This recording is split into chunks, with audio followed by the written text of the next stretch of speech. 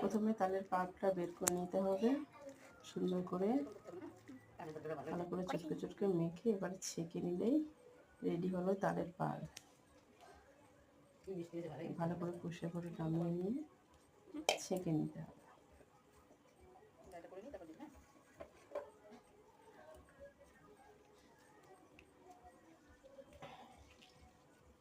কাপড় থেকে তাল বের করছে মা। পাল বের করা। এইবার কলার পাতা কিনে নিয়ে আসলাম, নিজেদের গাছেরই কলার পাতা, কোথাও দুটো যেতে হয়নি আমাকে। এবার চালের গুঁড়ো দিলাম একটু,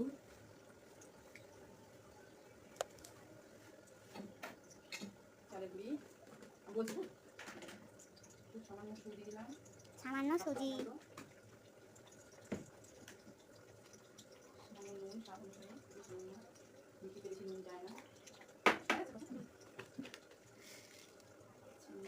চিনি কি বানাচ্ছে কে জানে। তালের পাল্টা দিলাম,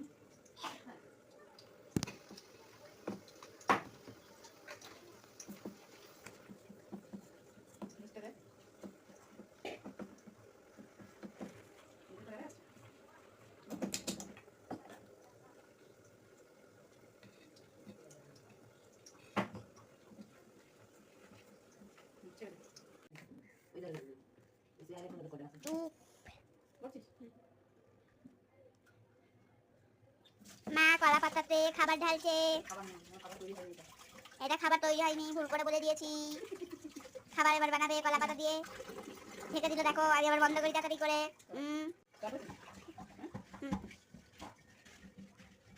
এখনো মায়ের খাবার তৈরি হয়নি, কলা পাতাতে ঢেকে কিছু করে রেখে দেবে, তারপরে খাবার তৈরি।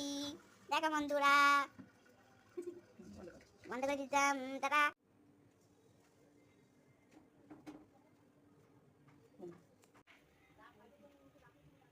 খাবার তৈরি হচ্ছে দেখো বন্ধুরা।